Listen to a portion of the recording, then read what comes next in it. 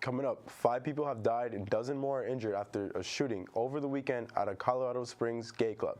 Over 106 people are dead and thousands displaced as a magnitude 5.6 earthquake hits Indonesia.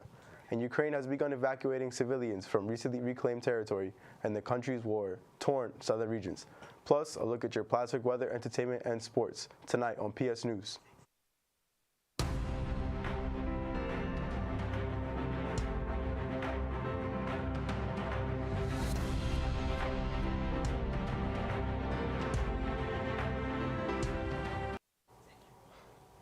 Good evening, and thank you for joining us. I'm Nick Benardot. And I'm Jorge Cabrera. Our top story tonight: the Colorado Springs community is in a shock after a deadly shooting Saturday at a gay club.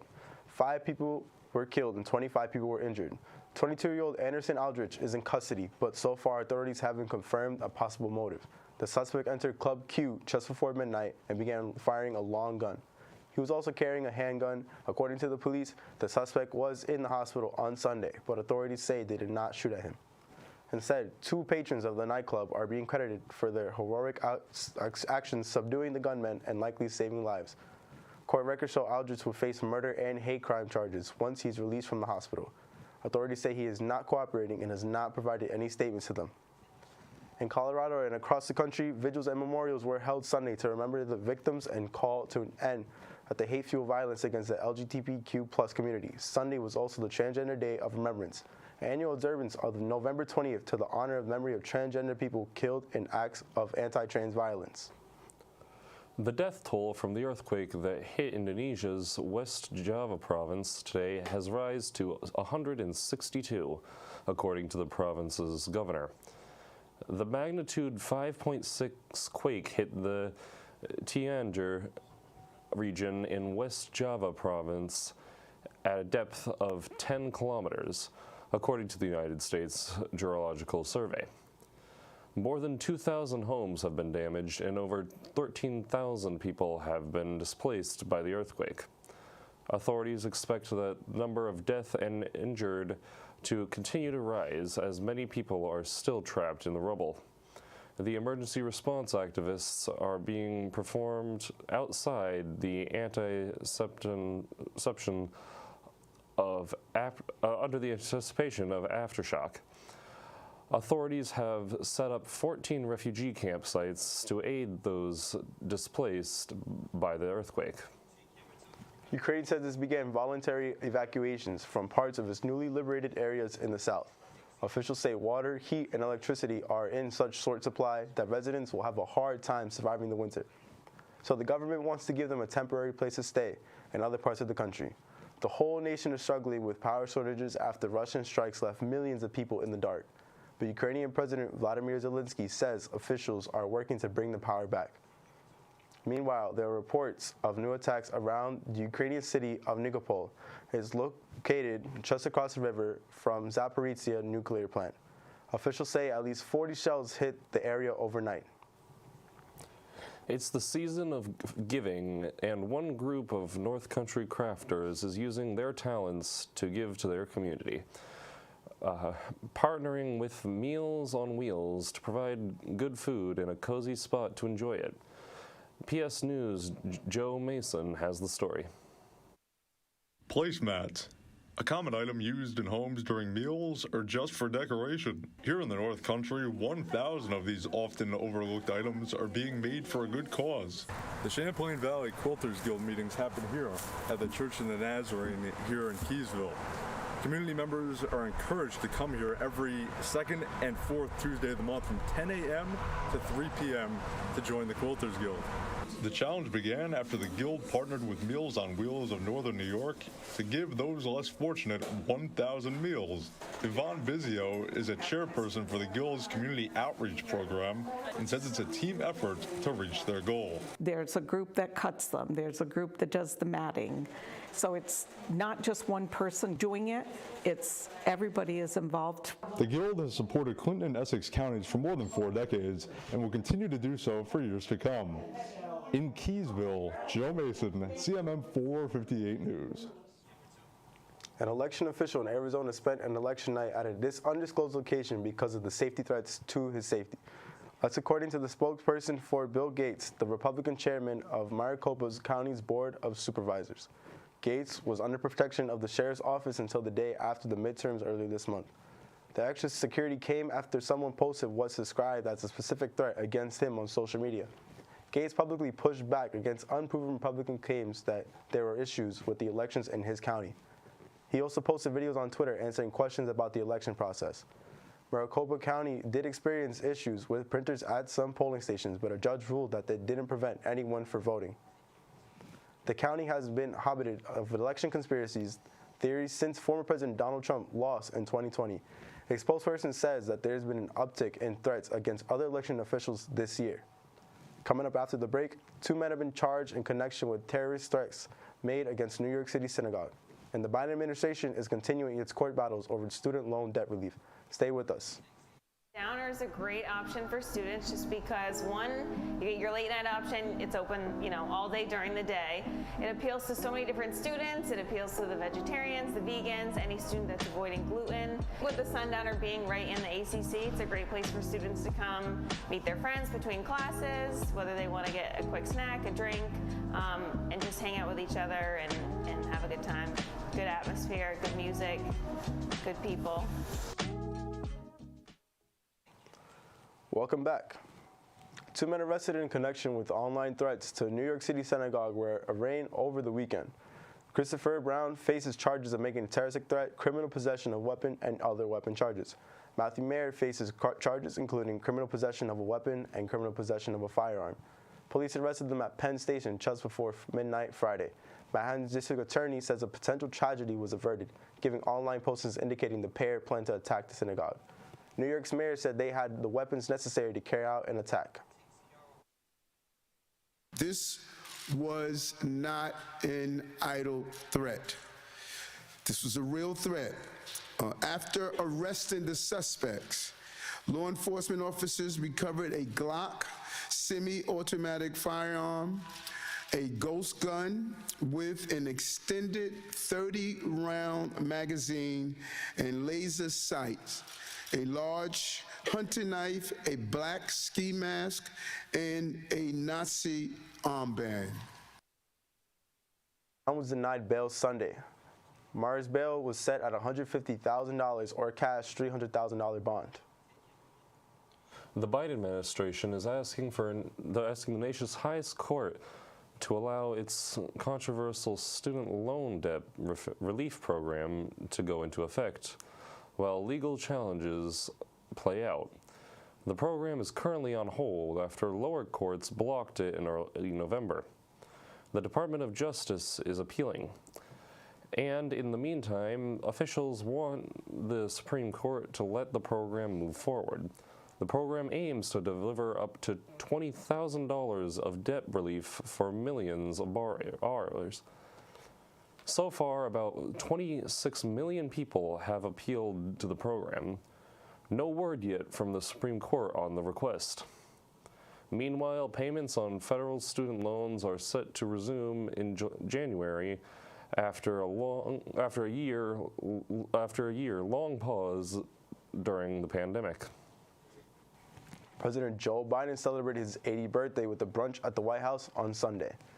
Biden, already the oldest president to take office and entering his 9th decade, sets yet another milestone. First Lady Jill Biden hosted the brunch, which was attended by family members already in town for his granddaughter's wedding. Naomi Biden married Peter Neal on the White House South Lawn Saturday morning at 11 a.m. White House officials say hopes that the glossy wedding of 22-somethings put a youthful spin on Biden's birthday weekend. When we come back, we'll take a look at your Plattsburgh weather, entertainment, and news. Stay with us. To me, the gym means discipline. The gym for me is part of who I am. The gym is time to myself.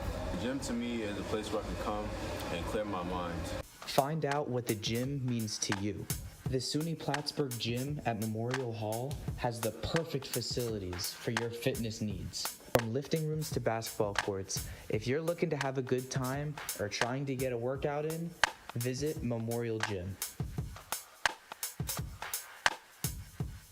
Club International has been of great help to me as an international student because it has allowed me to be introduced to new people from different cultures. That Representation matters, and we know how to show it right. Because at every festival, we make sure not only to include representation of one, but that of many different countries. And that is why I am proud to be a part of Club International. Club International!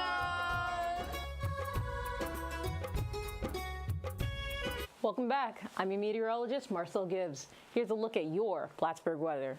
Now we're seeing a lot of 30s on the boards, and 34 looks like it's a common denominator. We're seeing 37 for Owl's Head, 32 for Vermontville, 34 for Dannemora, 34 for All Save Forks, 34 for Plattsburgh, 34 for St. Albans City, a quadruple combo here, 37 for Wilson, and now let's take a look at your 5-day forecast.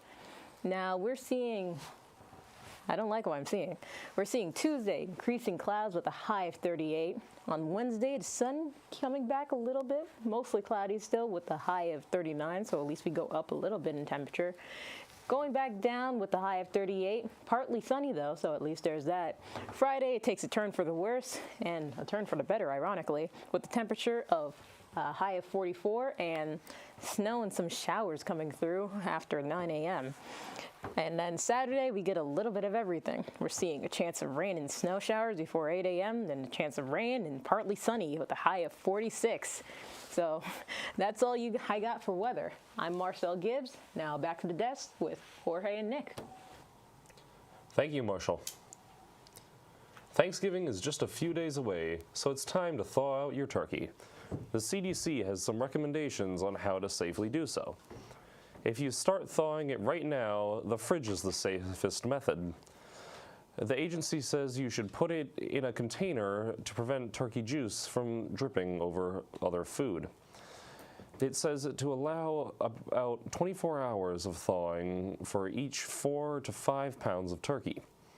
You can leave the turkey in the fridge for up to 2 days before cooking it. Another way to thaw is using cold water.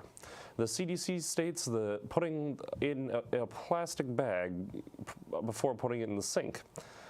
That will not only stop the juice from getting all over your sink, it will also prevent your turkey from absorbing water, which would make your cooking turkey soggy. Lastly, you can use the microwave. The CDC recommends you follow the manufacturer's instructions for thawing. Just make sure to cook the turkey right after taking it out of the microwave. Thanksgiving is just days away, and if you're flying to see family for the holiday, you might be wondering how to transport a proper feast. Don't worry, the TSA is here to help. If you check out their What Can I Bring features on their website, you'll see they recommend you avoid bringing food that can spill, spread, or spray. If the food item is larger than 3.4 ounces, put it in your checked luggage. If you need to keep the food cold, ice packs are permissible, but they must be frozen solid when going through security. Some of the food you can bring with no issue: baked goods, meats like turkey and ham, and uncooked stuffing. Some foods to avoid: anything liquid like cranberry sauce, homemade gravy, and wine.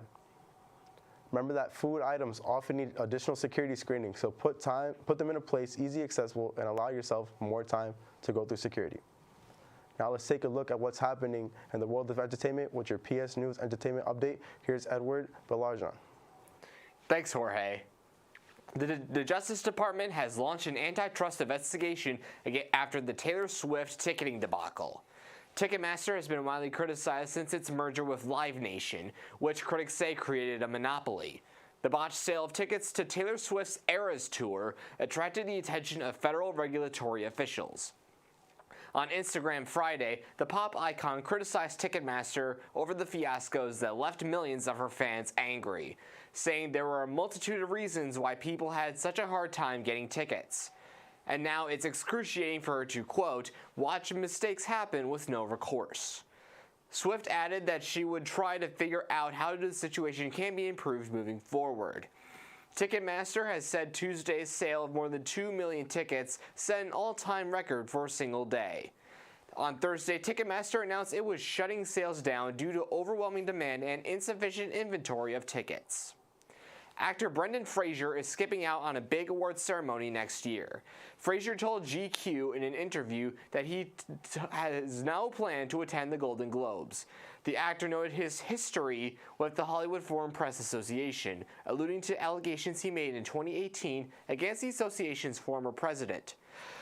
Frazier accused Philip Burke of sexually harassing him in 2003. Burke has tried to downplay the incident as a joke and faced no disciplinary action from the organization. Frazier has garnered critical praise for his starring role as a reclusive teacher living with obesity in The Whale. Directed by Darren Aronofsky, The Whale hits theaters on December 9th. Jay Leno is out of the hospital following treatment for burn injuries. Before his release on Monday, Grossman Burn Center in Los Angeles posted the photo of the comedian and some of his caregivers. Leno sustained second and third degree burns to his face and hands and chest at his home and garage earlier this month. It happened after a gasoline fire started while he was working underneath one of his cars. The former Tonight Show host later underwent surgery and still has to receive outpatient care, but doctors stated they're optimistic he'll make a full recovery. Pop star Harry Styles and actress Olivia Wilde are reportedly taking a break in their 2-year relationship after 2 years together. In a People magazine exclusive, multiple sources say the couple is now parting ways as friends. 28-year-old Styles is on a global concert tour while 38-year-old Wilde is focusing on her kids and work in LA. The couple were first spotted together after they made the film Don't Worry Darling. Styles was the leading man and Wilde directed and played a supporting role. As recently as Tuesday, Olivia Wilde has been seen with her children dancing and singing at Styles' concert in Los Angeles. Neither has ever responded to the gossip about their relationship, wishing to keep it private. That's all from entertainment. This has been Edward Belarjan. When we come back, we'll have Ryan Nista with your PS Sports Update.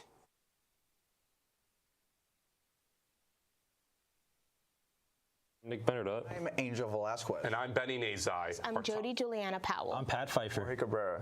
Jamie Goodrow. And I'm Joe Mason. I'm Marcel Gibbs. I'm Zeb Ducharme. I'm Ryan Nista. I'm Bruce Juno. Now Seals. Thank you. This has been Edward Belarjan. I'm Rashida Pandey. I'm Quasi Gittins. I'm John Carduello. To stay up to date with PS News and all of Plattsburgh State TV, be sure to follow Plattsburgh State TV on all social media platforms. The purpose of our club is to inform all of our members about what it takes to get into grad school and how to be successful in doing so. What I like most about our club is just how excited everyone is to learn new things and figure out things that maybe we wouldn't be taught during class or on the outsides of school.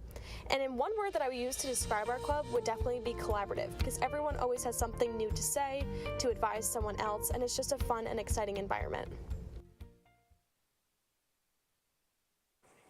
Welcome back. With your PS Sports Update, I'm Ryan Nista. Starting on the ice, the number 3 Plattsburgh State women's ice hockey team continued its perfect start to the 2022-2023 season on Friday afternoon, defeating Buffalo State 5-0 in Northeast Women's Hockey League action.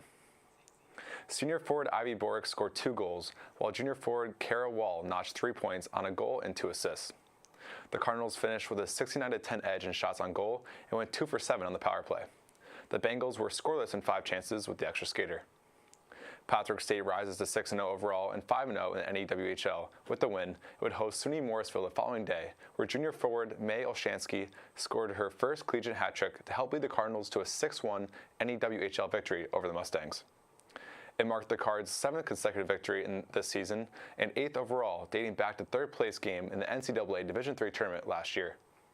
Olshansky tallied in each period, scoring at the 14:25 mark of the first on a power play, the 11:46 mark of the second, and the 5:18 mark of the third. Graduate student forward Sarah Krosneck added 4 points on a goal and 3 assists, while senior defenseman Sierra Benjamin earned 3 assists.